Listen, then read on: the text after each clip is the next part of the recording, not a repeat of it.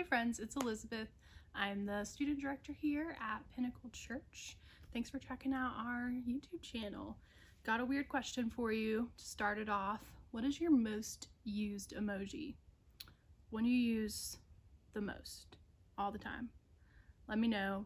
Drop it in the comments so I know. I'm really curious.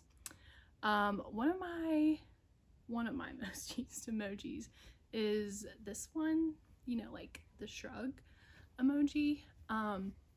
It's my go-to for just about anything because I can use it for when I don't know what to say or how to help or what to do next. The shrug emoji is my answer. And for the past few weeks, we've been talking about injustice and how we all just wish somebody somewhere would do something. And when I think about all of the injustice in the world, or even just all the injustice we've been talking about here, I feel like this emoji. What do I do? What can I do? And what's the something that will actually make a difference when it comes to injustice?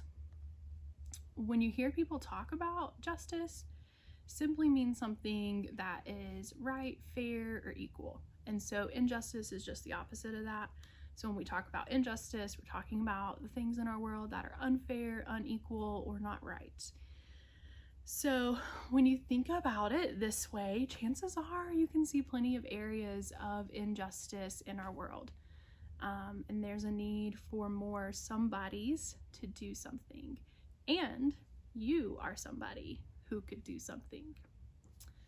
So maybe you hear that phrase and you feel excited, challenged, even inspired.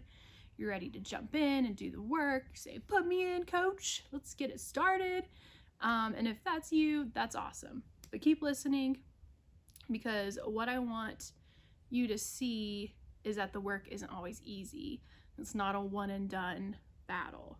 Or maybe you're still feeling like this because you realize that it's emotionally, mentally, and even spiritually exhausting to deal with and fight against the long list of injustices happening in our world.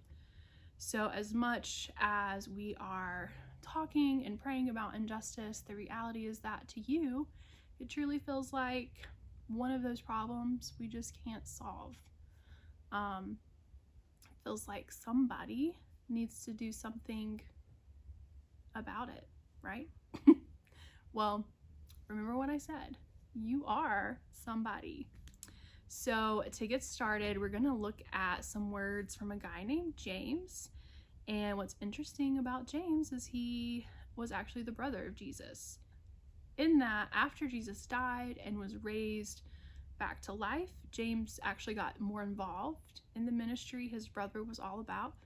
He went from being mostly absent from Jesus's ministry to being the guy traveling the world and telling others about his brother.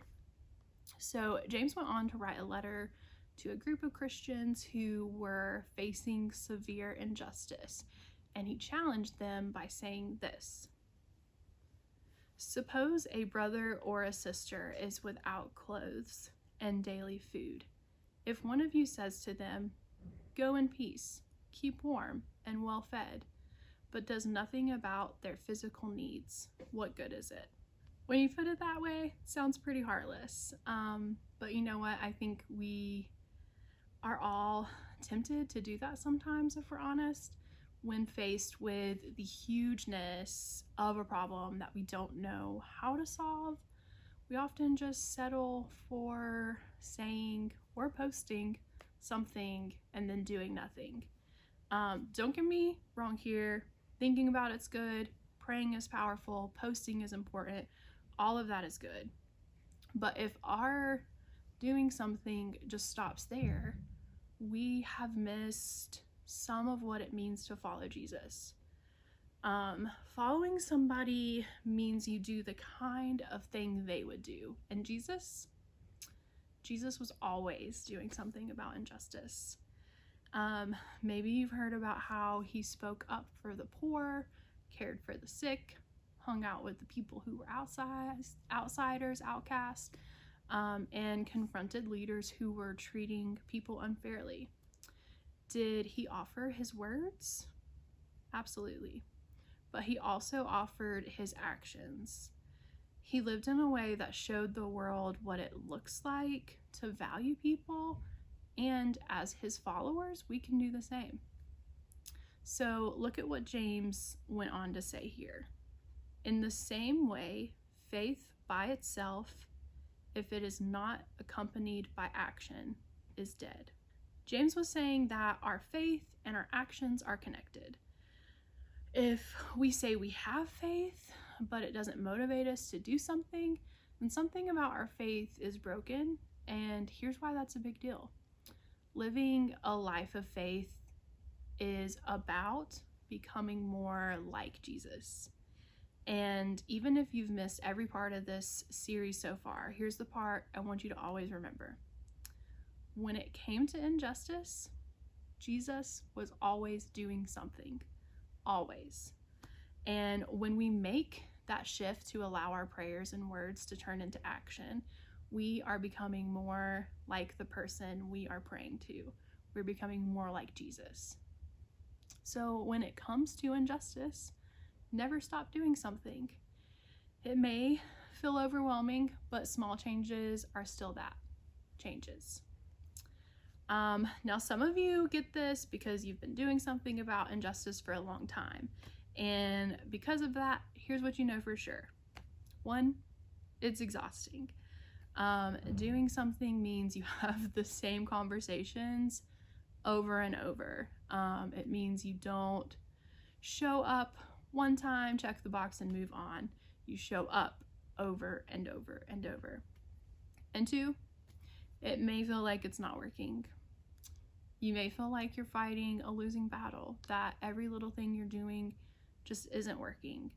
And you probably feel discouraged at times, wondering if this battle is even one that can be won.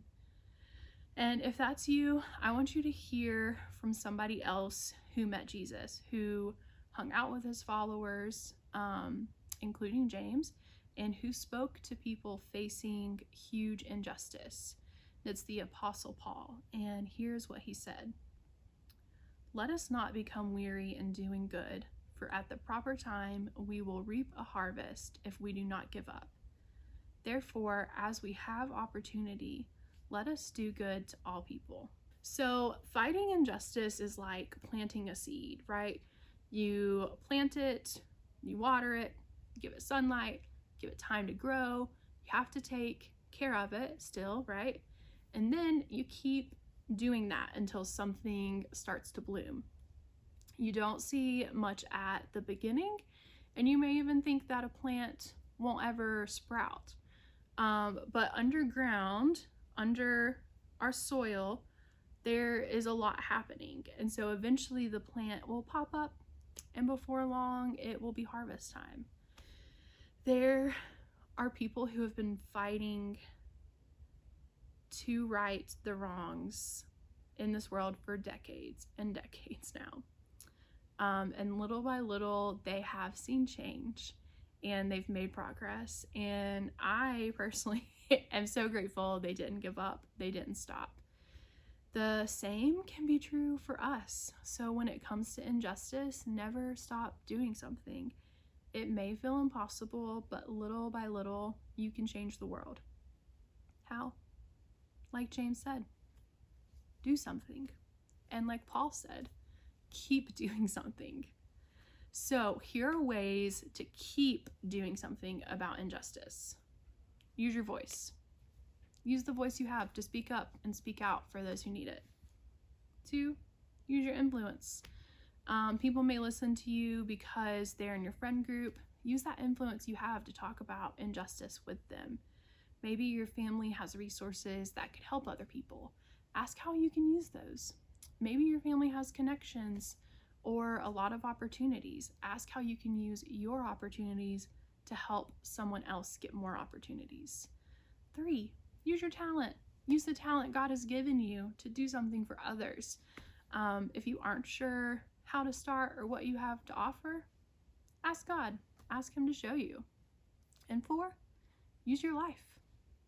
We're not talking about just one service project or signing up to volunteer a few times.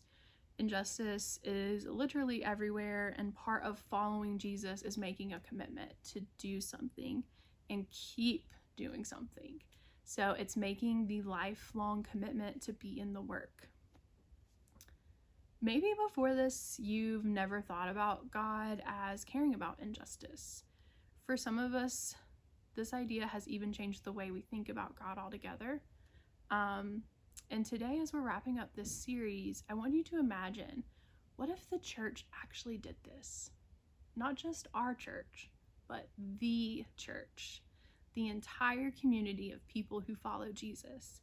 How might the people in your school or your neighborhood see God differently if Christians were known for choosing to see people the way God sees them and treat them as he would?